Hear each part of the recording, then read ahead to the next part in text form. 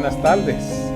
Mi nombre es Edwin Pérez y quiero dejarte saber que estoy muy contento de ver tantas caras sonrientes en esta tarde. Quiero que con estas palabras extenderte una cordial bienvenida y que la bendición que has venido a buscar a través de la palabra de Dios pueda ser una realidad para ti y tu familia. Si esta es la primera vez que te conectas, quiero ser el primero en extenderte una cálida bienvenida para ti y dejarte saber que es un placer tenerte en medio nuestro. Me gustaría que tomaras un tiempito, mi querido hermano, y nos dejes tu nombre, de dónde eres, si tienes una petición por la cual te gustaría que oráramos en esta tarde. Esa información nos ayudará a conocerte un poco mejor y saber cómo podemos servirte y orar por ti. Dicho estas palabras, quiero que en este preciso momento preparemos nuestros corazones para el próximo segmento. Que el Señor me los bendiga grandemente a cada uno de ustedes.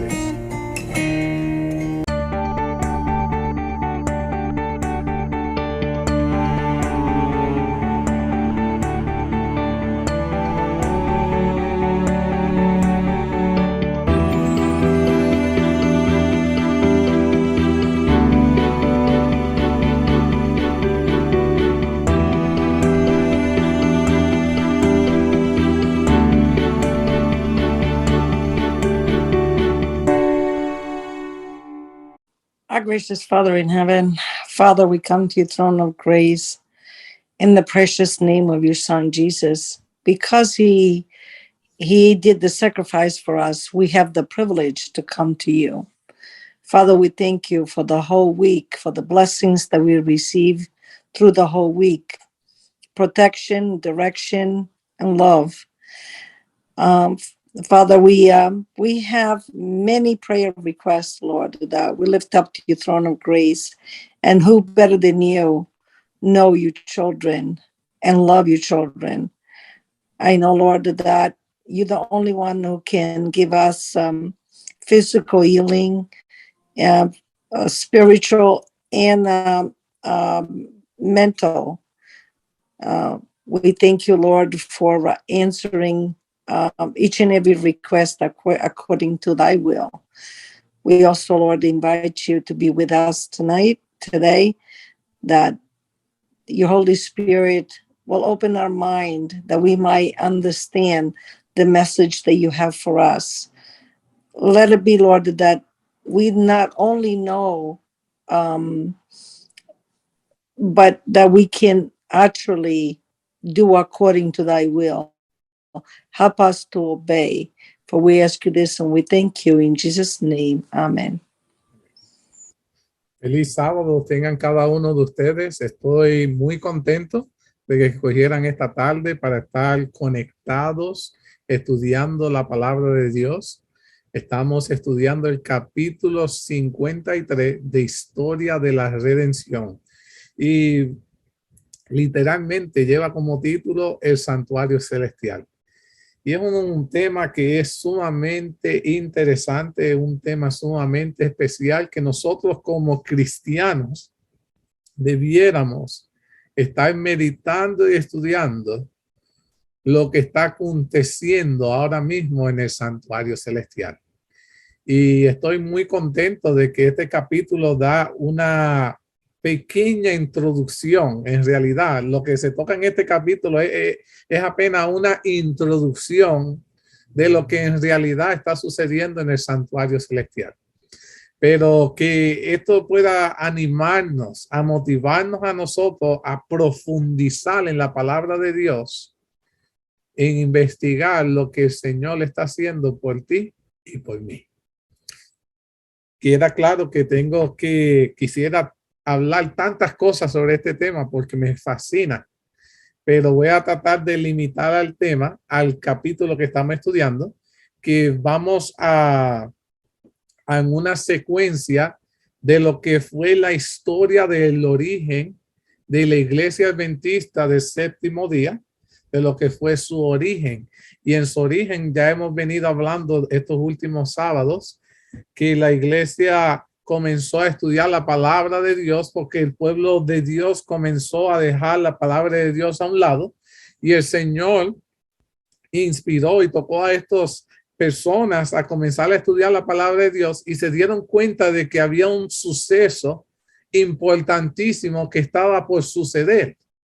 Y vemos que estos primeros pioneros que comenzaron a estudiar y a profundizar la palabra de Dios, comenzaron a predicar y a anunciar que iba a ser la segunda venida de Jesús, porque es el evento más importante, el evento más esperado en la historia.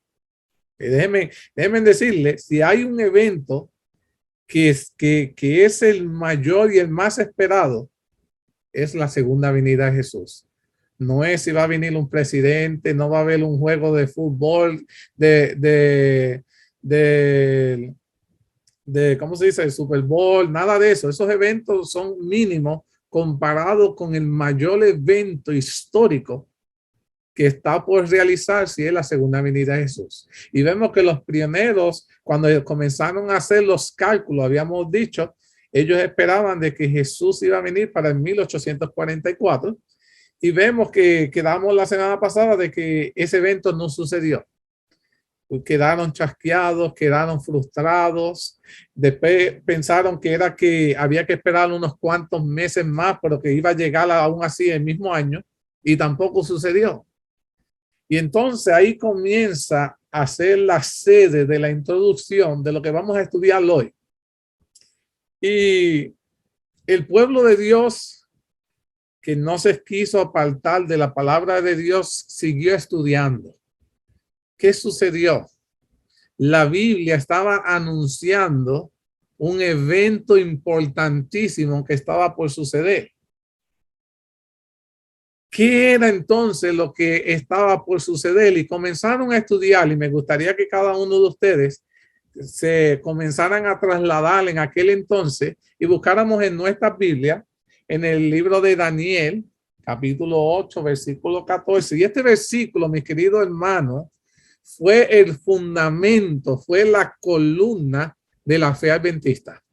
Y este versículo fue el que le dio fundamento a la creencia adventista. Si leemos en Daniel capítulo 8, versículo 14, dice, y él dijo, hasta 2300 tardes y mañanas, luego el santuario será purificado. Comenzaron entonces a indagar ese versículo. Dice, el pasaje que sobre todos los demás había sido el fundamento y la columna de la fe adventista, estaba en esa declaración que yo la leí.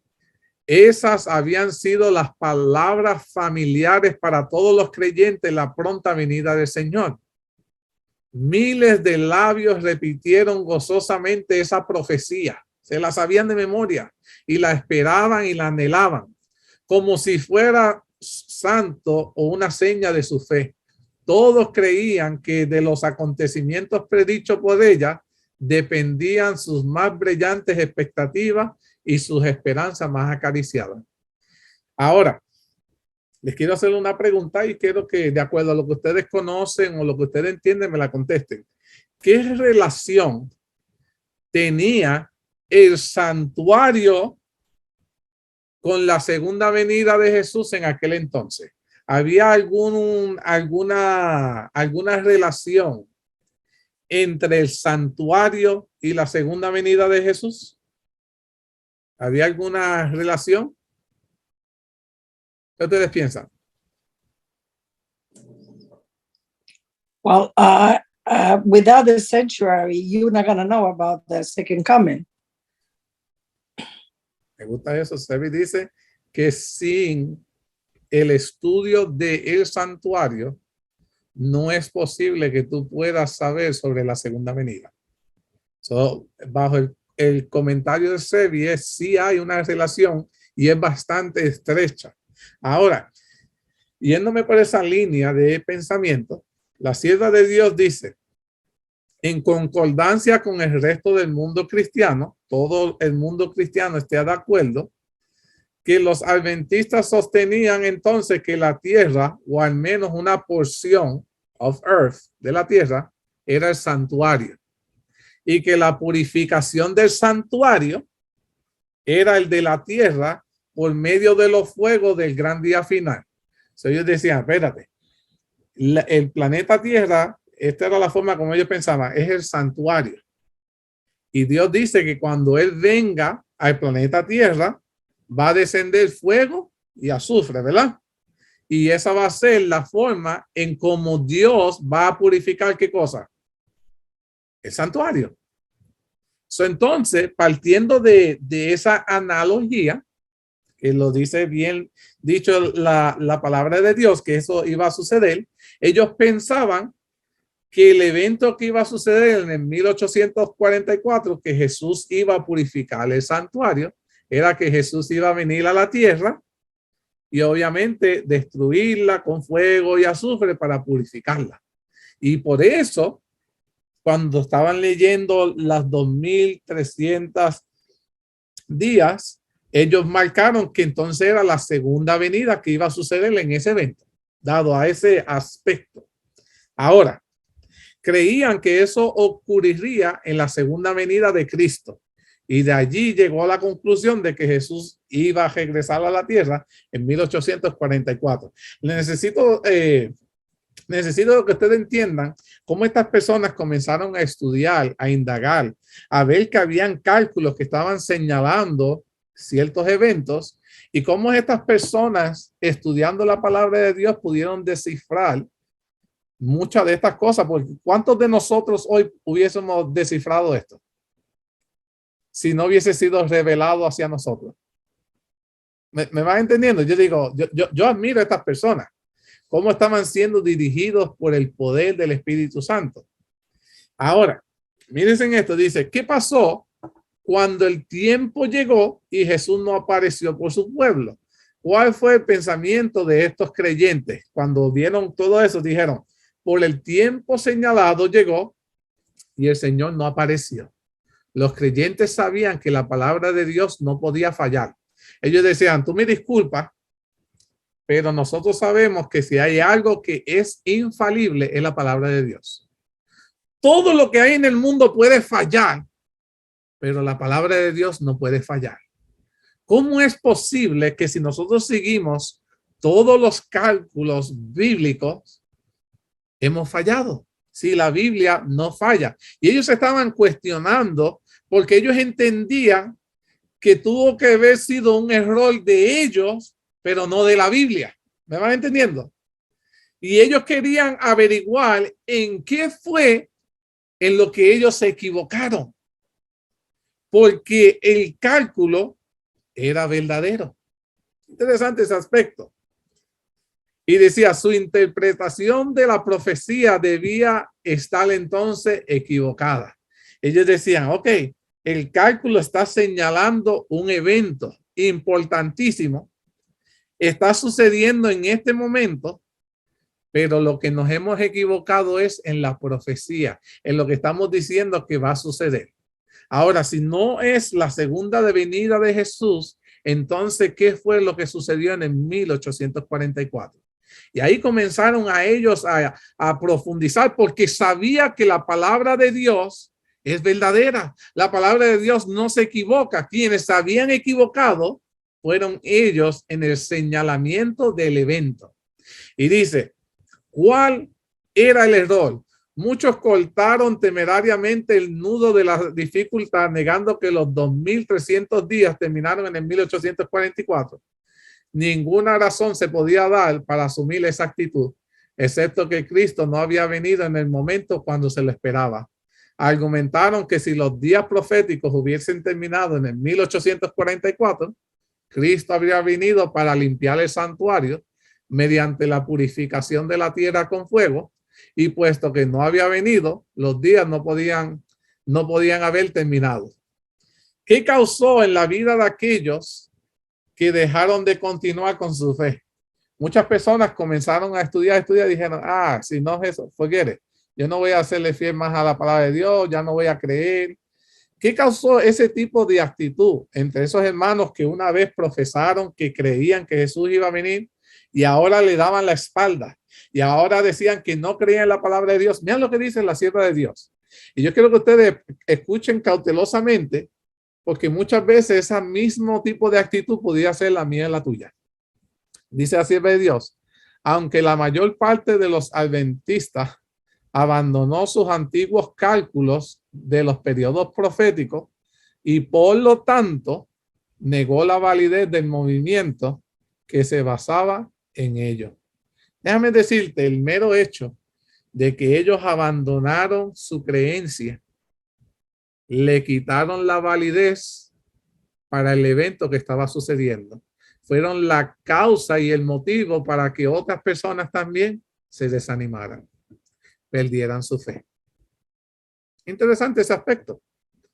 Y Dios nos ha llamado a ti y a mí, mi querido hermano, para que seamos la razón para la cual las personas se mantengan dentro del barco, no fuera. Para ayudar a otros para que puedan creer en lo que Dios ha hecho en nosotros, también puede hacerlo por ellos. Y estos hermanos, al salirse, comenzaron a hacer que otras personas dudaran, no creyeran. Y dice, ¿y qué pasó con aquellos que decidieron permanecer en su fe? ¿En qué decidieron depositar su confianza? La sierva de Dios dice, unos poquitos no estuvieron dispuestos a renunciar a puntos de fe y a una experiencia que tenían apoyo de las escrituras y del testimonio especial del Espíritu de Dios. Ellos decían, Dios nos está hablando, Dios nos está señalando algo, Dios nos ayudó a comprender estas fechas. ¿Cómo es posible que ahora vamos a abandonar todo esto? Cuando estamos sintiendo que en toda nuestra vida espiritual Dios nos ha estado guiando. ¿Cómo es posible que ahora, porque el evento no sucedió, le voy a dar la espalda a Dios? ¿Vieron la fe de ese grupo? Y era pequeño ese grupo, que en todo momento vieron la mano de Dios y ahora decían, ¿cómo es posible que nosotros vamos a echar a perder esto cuando estamos sintiendo que es Dios mismo quien nos está guiando? Qué lindo saber, mis queridos hermanos, que quien nos está guiando es Dios. Y Dios tiene un propósito lindo y poderoso para cada uno de nosotros. Dice, creían que habían adoptado sanos principios de interpretación de los estudios de la Escritura y que era su deber aferrarse firmemente a las verdades que ya habían obtenido y continuar en el mismo plan de la investigación bíblica.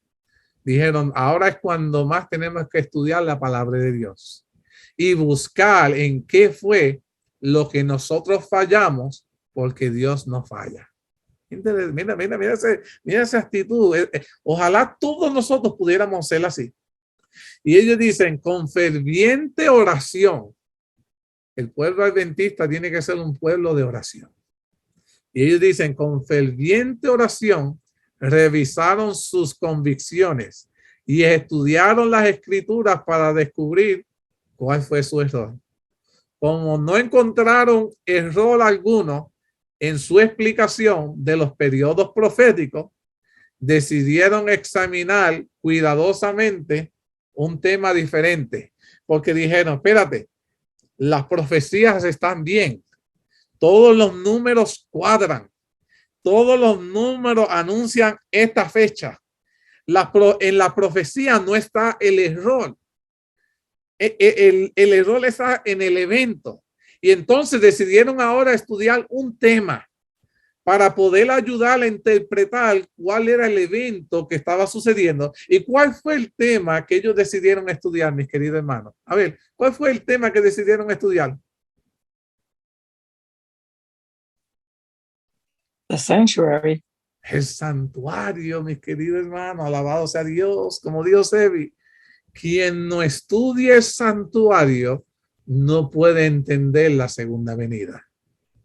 Es necesario, mis queridos hermanos, que entendamos todo, escúchame lo que estoy diciendo, todo lo concerniente al santuario. Y déjenme decirles que el estudio del santuario comienza desde la primera puerta de la entrada. Ay, ¿sabían eso? Desde la primera entrada ya comienzan los simbolismos. El atrio, cada instrumento, cada obra que se realiza, todo tiene un plan para demostrarnos el plan de la salvación. En el santuario está encerrado todos los secretos que tú y yo necesitamos saber para poder comprender a la luz completa el plan de salvación, el plan de redención. Todo está allí, mis queridos hermanos. Y nuestros primeros pioneros tuvieron que regresar a profundizar ese tema para poder entender la profecía. Y tristemente muchos hermanos quieren ir primero ¿a dónde? ¿A estudiar qué cosa? Las profecías sin haber estudiado el santuario. Y las profecías, mis queridos hermanos, solo te van a dar los datos numéricos, pero lo que te va a ayudar a entender el propósito de esos números está dentro del santuario. Y es sumamente importante que nosotros podamos comprender la importancia de este tema. El pueblo adventista, nuestro origen, no hubiesen salido del error. Escúchame bien, nunca hubiesen salido del error si hubiesen continuado estudiando las profecías sin estudiar el tema del santuario. Se hubiesen quedado en el error. ¿Por qué, mis queridos hermanos? Porque la palabra de Dios es la que nos dice a ti y a mí en dónde en la profecía estamos, y el santuario es la llave que revela todas las profecías, mis queridos hermanos. Todo lo que está encerrado ahí está en el santuario. Ahora, al estudiar sobre el tema del santuario, aprendieron los hijos de Dios en aquel entonces.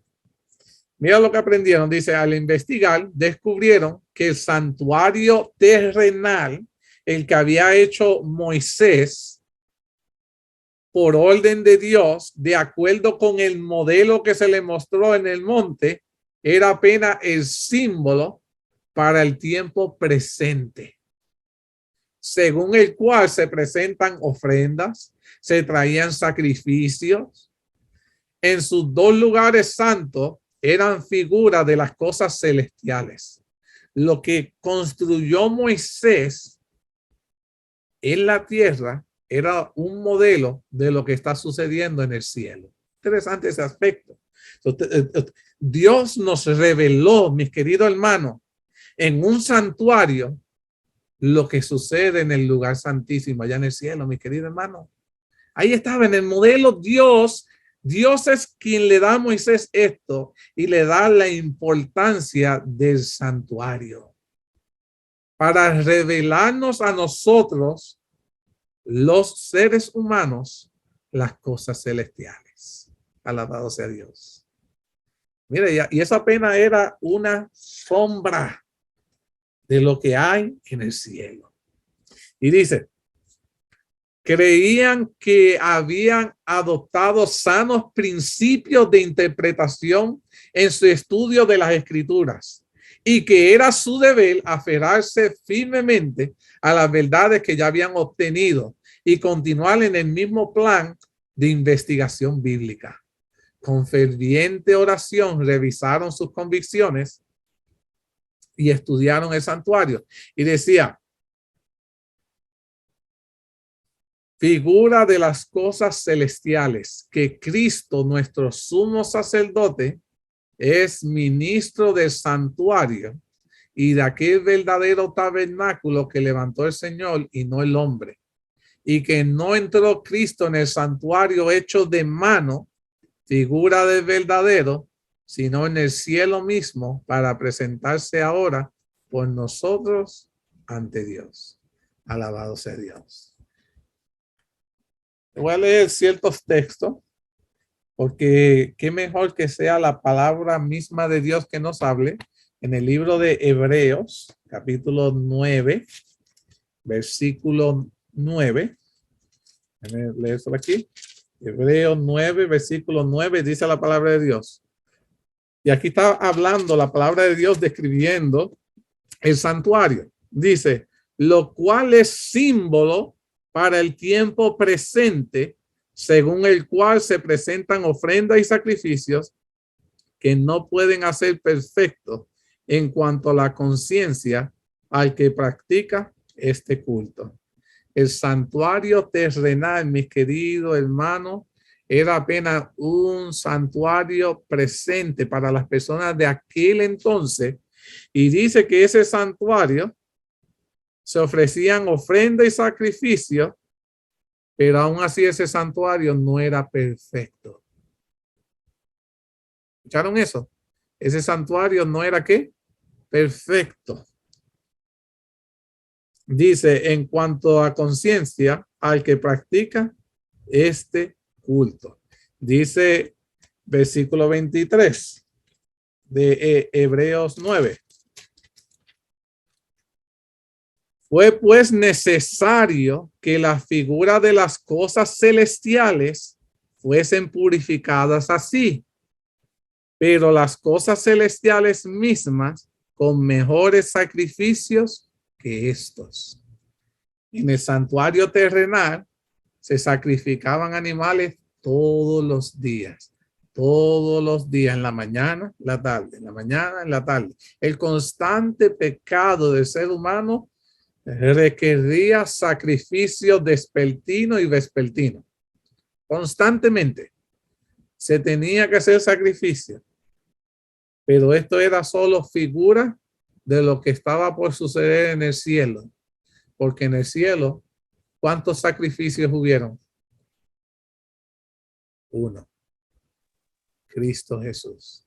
Y el sacrificio de Jesús fue más que suficiente para cubrir los pecados pasados, nuestros pecados presentes y nuestros pecados futuros. Alabado sea Dios.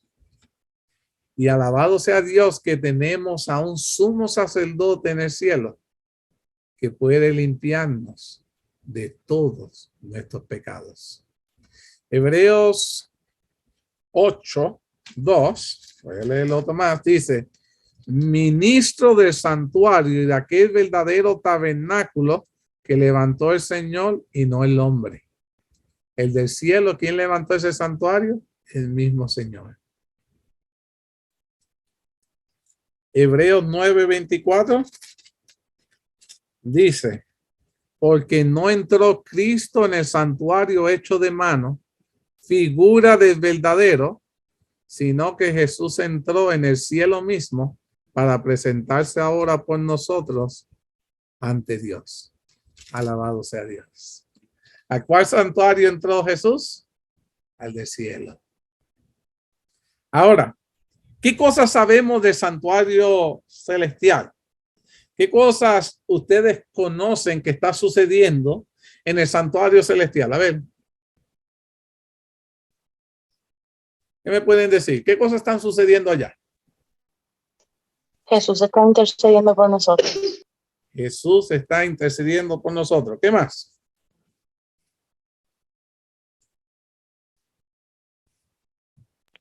El juicio. Juicio. Me gusta eso. ¿Alguien más? ¿Algo más sabemos del santuario celestial? Interesante.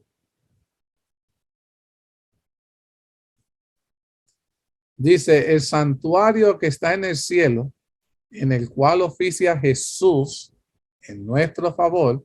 Por eso me gustó esta foto que puse atrás de mí. Jesús mismo es el que está oficiando como el sumo sacerdote. Un sacerdote perfecto. No hubo ningún sacerdote en la tierra como lo ha sido ¿quién? Jesús.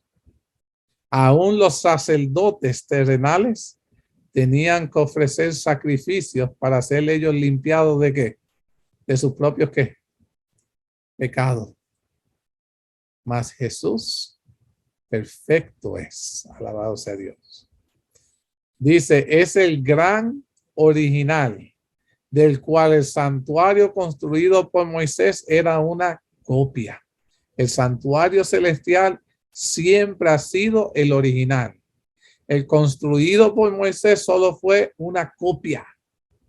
Así como el santuario terrenal tenía dos compartimientos, el lugar santo y el lugar santísimo, ¿cuántos lugares tú crees que tiene el santuario celestial? Dos también. El lugar santo y el lugar santísimo. No hay diferencia, mis queridos hermanos. Dios quería que nosotros entendiéramos lo que estaba sucediendo en el cielo. Y dice, el arca que contenía la ley de Dios, el altar del incienso y otros instrumentos de servicio que nosotros encontramos en el santuario terrenal, tenían su contraparte en el santuario celestial. En la santa visión se le permitió a Juan entrar en los cielos. Y yo quiero compartir ciertos escritos que Juan describe cuando estuvo en el cielo. En esa visión del cielo se le permitió ver el santuario celestial. Y yo quiero compartir con ustedes Apocalipsis 4. Vamos a buscarlo en la Biblia. Lo dije, hoy es muy importante tener la Biblia a la mano. Apocalipsis 4:5. Y miren cómo comienza a describir Juan. 4:5 dice lo siguiente. Y del trono salían relámpagos y truenos y voces, y de delante del trono ardían 7 lámparas de fuego, las cuales son los 7 espíritus de Dios. Apocalipsis 8:3. Otro ángel vino entonces y se paró ante el altar con un incensario de oro, y se le dio mucho incienso para añadirlo a las oraciones de todos los santos sobre el altar de oro que está delante del trono. Entonces ya estamos viendo que Juan vio que tenía un candelabro. Vemos que había el altar del incienso, muy parecido al del santuario terrenal, ¿verdad? Apocalipsis 11:19. 11:19. Dice la palabra de Dios. Y el templo de Dios fue abierto en el cielo. ¿Dónde está el templo de Dios? En el cielo. Y el arca de sus pactos se veía en el templo. Y hubo relámpagos, voces, truenos, un terremoto y gran granizo. ¿Qué también había en el cielo, en el altar de Dios? ¿El arca de qué? El arca del pacto. ¿Dónde se encuentra? En el cielo, mis queridos hermanos. Alabados a Dios. Muchas personas cuestionan eso. Ahí está Juan viendo dónde se encontraba el arca del pacto. ¿Dónde terminó? En el cielo. Interesante. Ahora, los que estaban buscando la verdad encontraron pruebas irrefutables de la existencia del santuario en el cielo. El pueblo de Dios comenzó a estudiar y comenzaron a ver escrito tras escrito tras escrito, donde se hablaban cosas vistas en el santuario celestial. Moisés hizo el santuario terrenal de acuerdo con el modelo que se le mostró. Pablo declaró que ese modelo es el verdadero santuario que está en el cielo. Si buscamos en Hebreos, hoy siento la necesidad de citar Hebreos capítulo 8, versículo 2, dice la palabra de Dios: ministro del santuario de aquel verdadero tabernáculo que se levantó el Señor y no el hombre.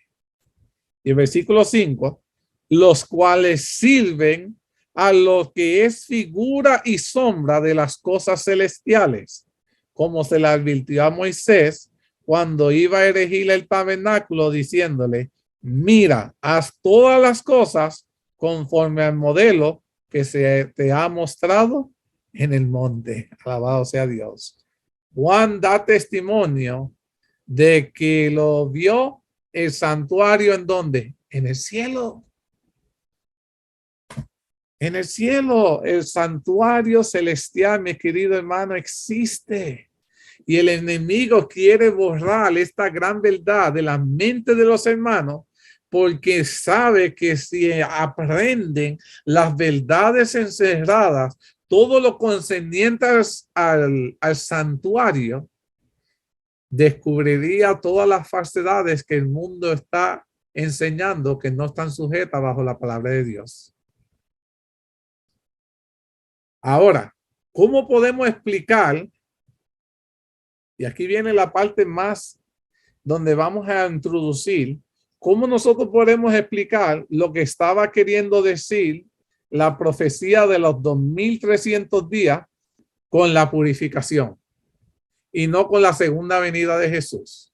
¿Cómo ustedes pueden explicar lo que estaba sucediendo, que era la purificación y no los 2300 días que iba a ser la segunda venida de Jesús, con lo que estaba sucediendo en el santuario? ¿Algunos de ustedes pudieron entenderle eso?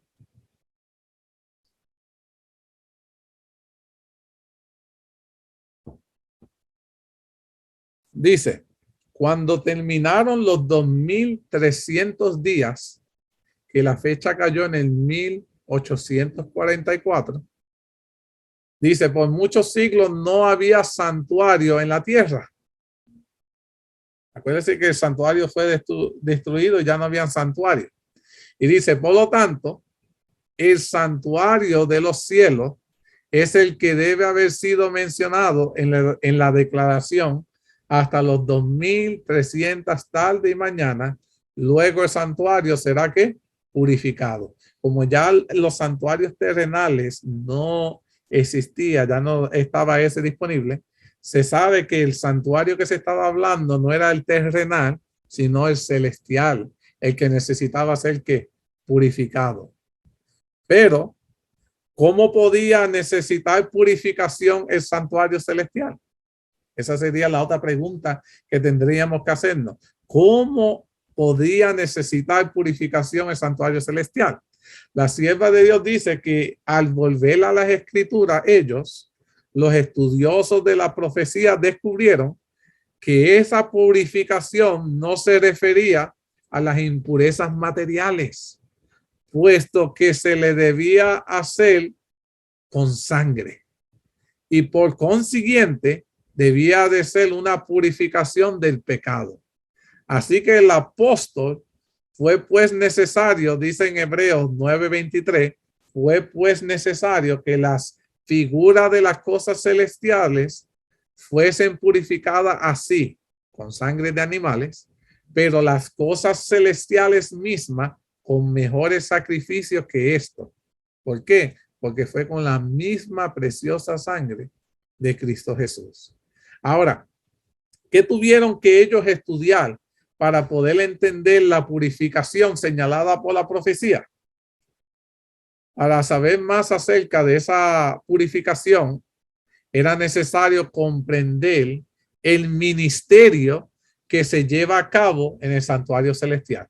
Si no podemos entender el ministerio del santuario celestial, no podemos entender el proceso de la purificación. Y esto se podía lograr únicamente, mis queridos hermanos, estudiando el ministerio que se realizaba en el santuario terrenal. El que tú puedas comprender todo el proceso del santuario terrenal te puede ayudar a entender el proceso de la purificación para el santuario celestial. Ahora, pues Pablo declara que los sacerdotes que oficiaban allí servían a los que es figura y sombra de las cosas celestiales. Ahora, ¿cómo utilizando el santuario terrenal, mis queridos hermanos, podemos explicar lo que estaba sucediendo en el celestial? ¿Cómo es que nosotros podemos, utilizando el santuario terrenal, podemos explicar lo que sucede en el santuario celestial. Y me gustó esto que escribió la sierva de Dios, que quiero compartirlo con ustedes.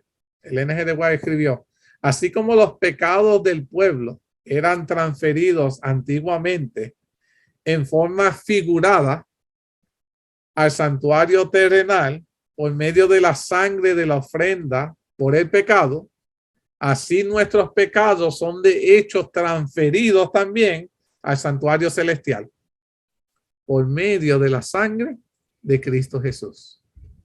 Y así como la purificación típica del santuario terrenal se llevaba a cabo mediante la remoción de los pecados que lo habían contaminado, así la limpieza real del santuario celestial se cumplirá mediante la remoción de los pecados que están registrados allí.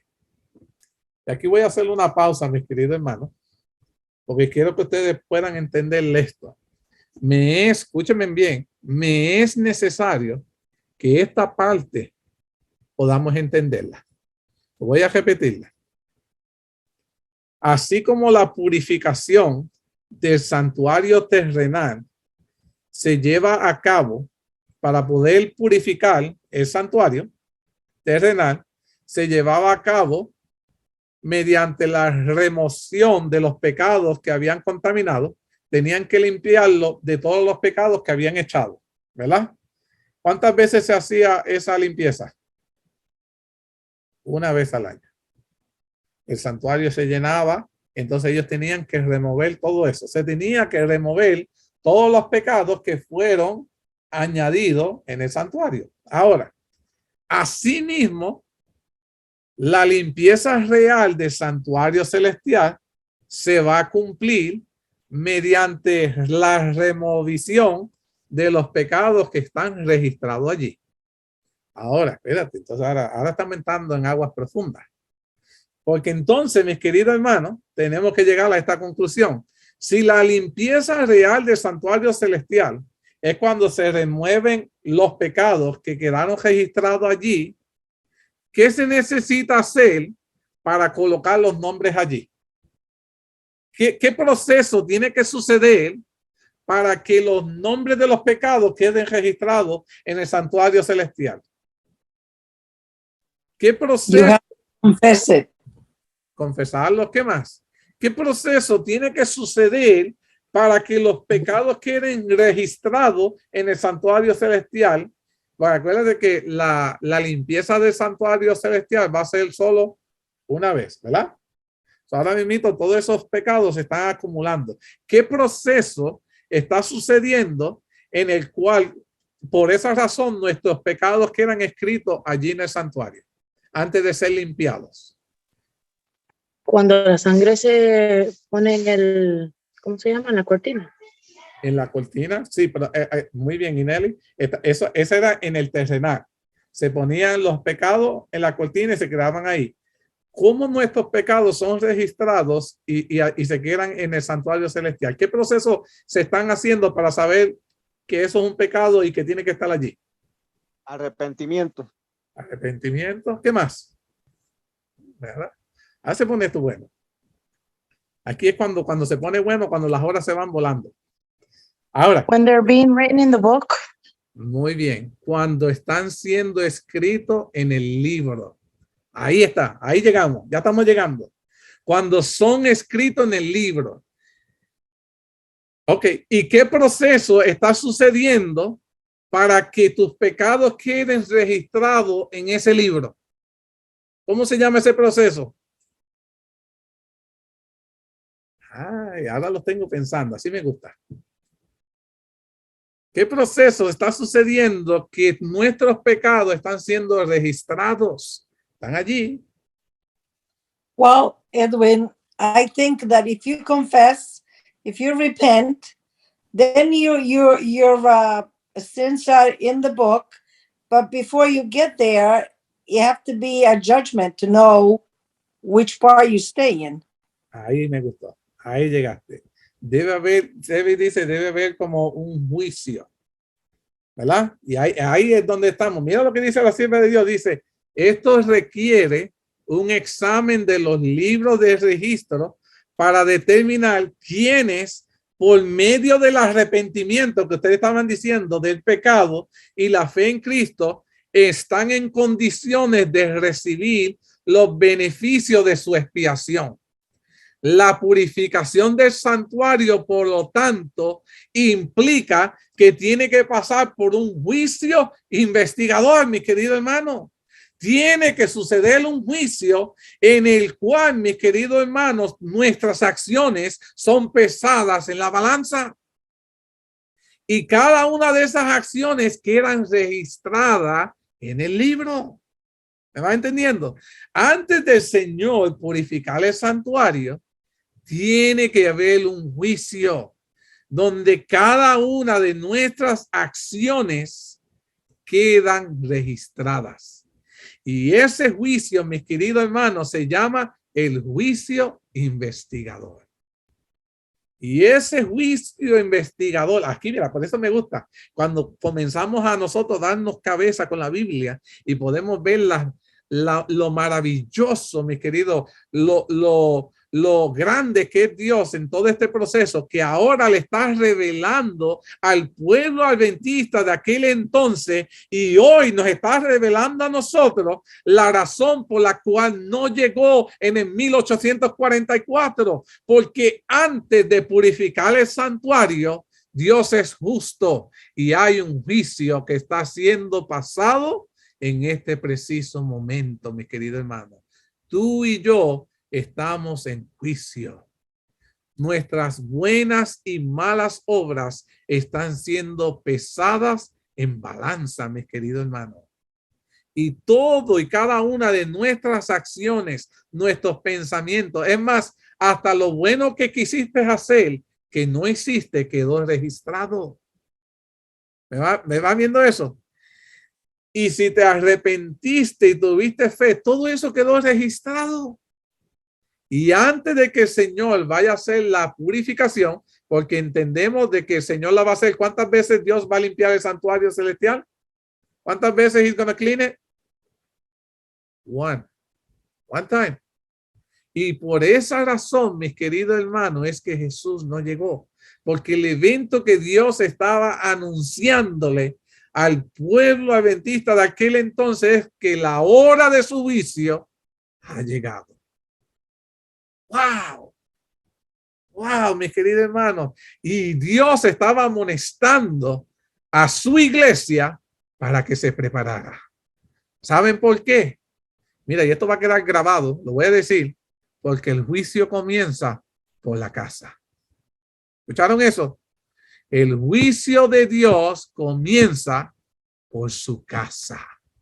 Los primeros que hemos de ser juzgados seremos aquellos que decimos que somos cristianos, que somos el pueblo de Dios.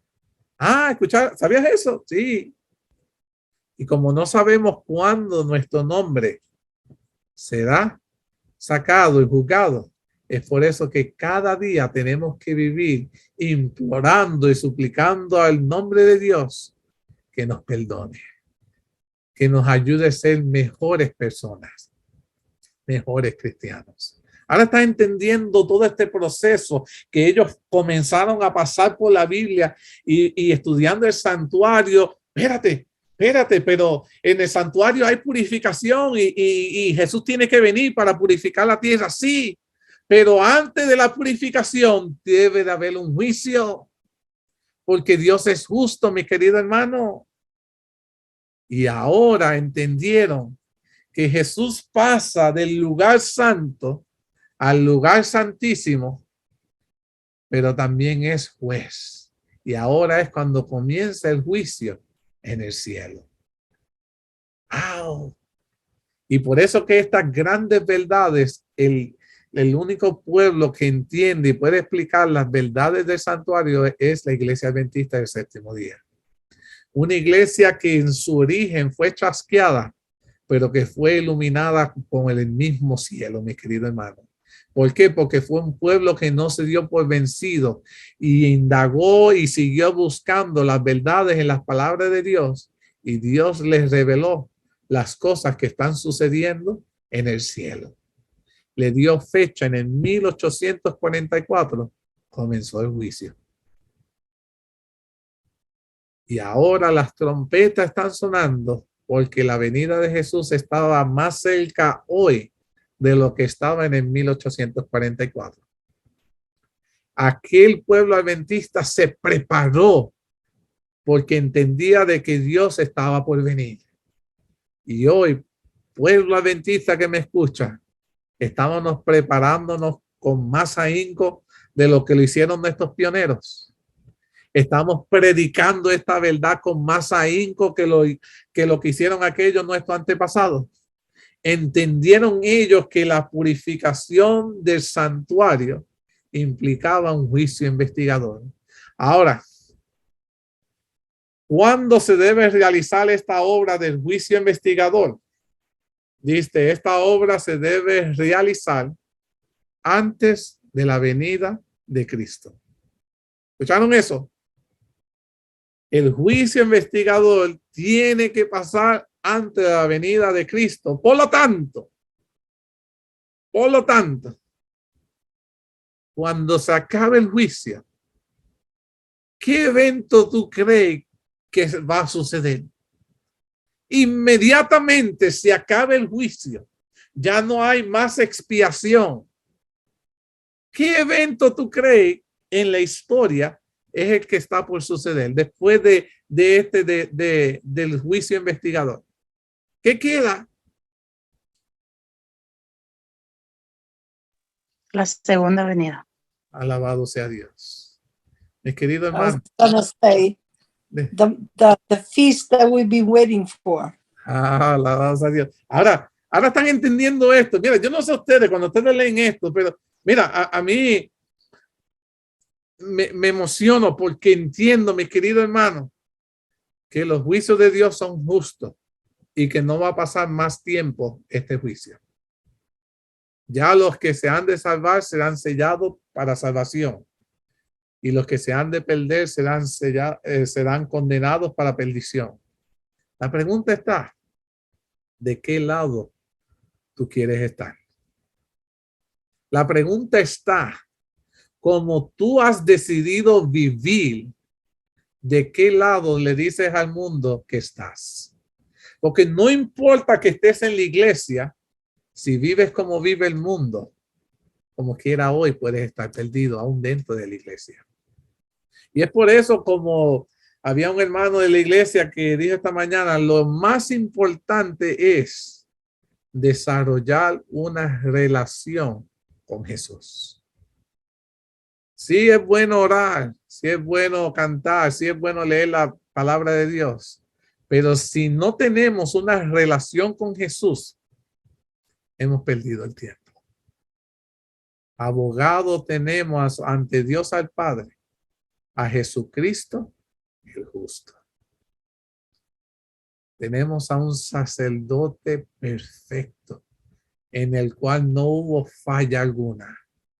Jesucristo, nuestro sumo sacerdote, a la misma vez era la ofrenda para el perdón de nuestros pecados. Mi querido hermano, el mensaje del santuario terrenal y el santuario celestial encierra un mensaje de esperanza. Un mensaje, mis queridos hermanos, que necesitamos aliento de ánimo, que nos revela que Jesús está por venir. El juicio está por acabarse. Y dice la palabra de Dios, cuando el que estudia, el que mira, ve, el que oye, escucha, el que lee, entienda. Mis queridos hermanos, la venida de Jesús, tan pronto el juicio acabe, el Señor vendrá con todos los ángeles. El cielo va a quedar vacío. Ningún ángel quiere perderse este evento de venir a la tierra a buscar a los salvados. ¿De qué lado tú quieres decidir estar hoy? ¿De qué lado tú quieres estar cuando nuestro Señor venga? Cuando veamos la gloria de Dios tocar la tierra, seremos los que huiremos de ellas por temor de la gloria de Dios nos toque y nos consuma?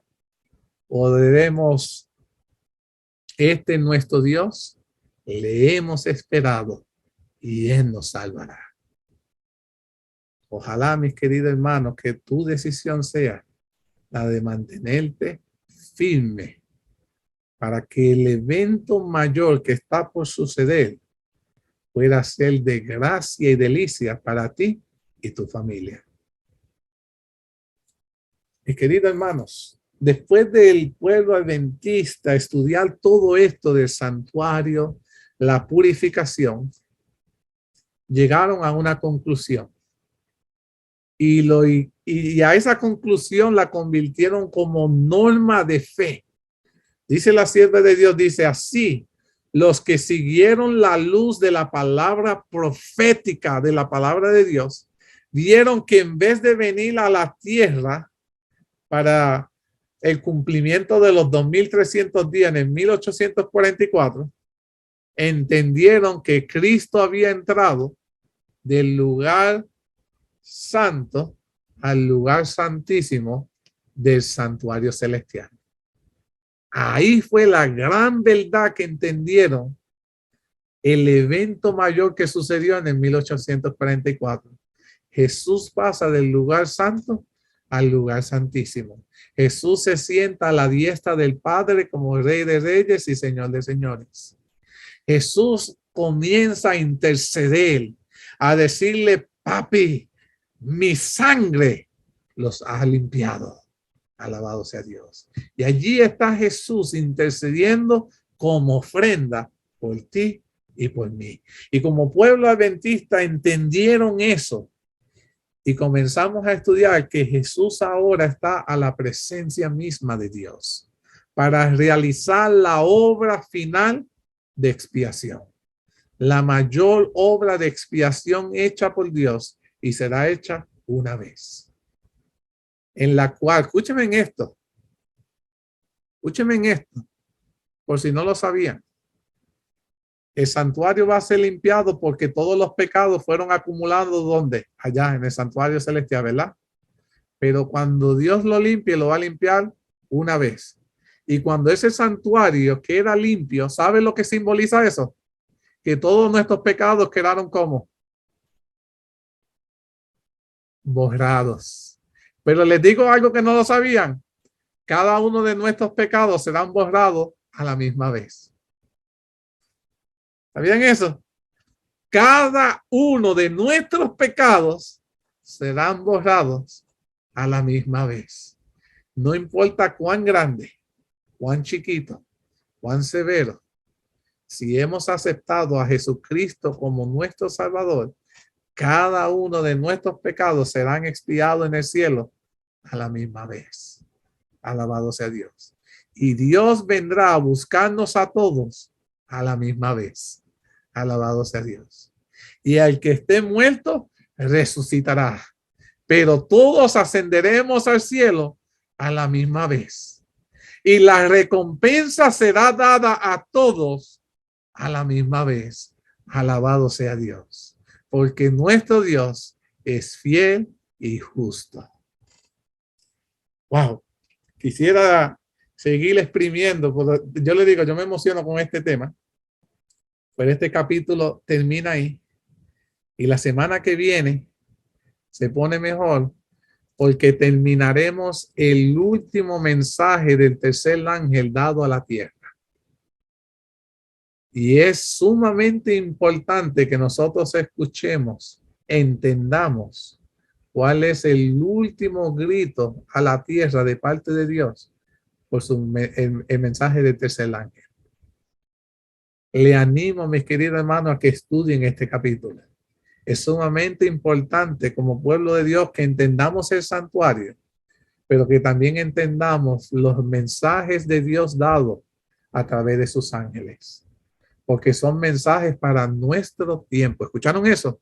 El mensaje de los primero, segundo y tercer ángel es para el pueblo de Dios del tiempo del fin. Ya sabemos que estamos viviendo en el juicio investigador. Una vez se termine el juicio investigador, viene la segunda venida de Jesús. Por lo tanto, este mensaje es para el pueblo adventista de este tiempo. Y es sumamente importante que nosotros podamos entenderlo. Con esto quiero culminar este tema. Quiero saber si hay alguien que tiene algún comentario o alguna pregunta. Este es su momento. ¿Hay algún comentario, alguna pregunta?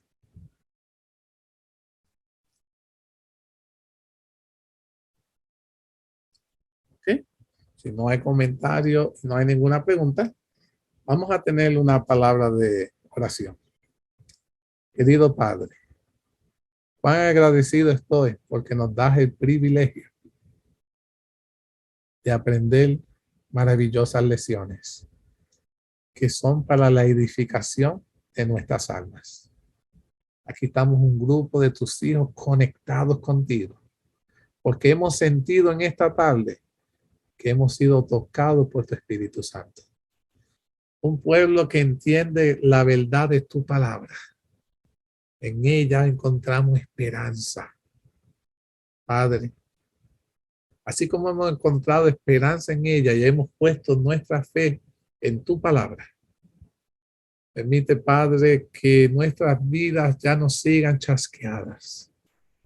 Permite que ahora nuestras vidas puedan tener propósito. Ayúdanos ahora a entender que hemos sido, Padre, levantados para preparar a un pueblo para tu venida. Ayúdanos a cada uno de nosotros sentirnos comprometidos a sonar la trompeta. La hora de tu juicio ha comenzado, pero todavía hay esperanza para aquellos que entregan su vida a ti. Si de alguna manera alguno de nosotros nos hemos apartado, devuélvenos al redil, Padre. Si conoces a alguien al cual nosotros con nuestro testimonio, con alguna palabra de ánimo, podemos acercarlo a ti, ayúdanos a hacer lo que tú nos has llamado a hacer. Bendícenos, instrúyenos, que podamos sentir siempre tu dirección en tu pueblo. Sé que de alguna manera este mensaje ha de impactar y ayudar a alguien. No sé quién sea, pero quiero que entienda que estoy intercediendo por ti, aunque no te conozco. Y permite, Padre, que tú también puedas dejar de saber que lo amas, la amas, y que le está dando oportunidades para que puedan ser salvados. Bendícenos a todos, instrúyenos hoy y siempre, y ayúdanos a estar listos la próxima semana para continuar siendo bendecidos por ti. Todo esto te lo suplicamos, te lo agradecemos en el maravilloso nombre de Jesús. Amén, amén, amén.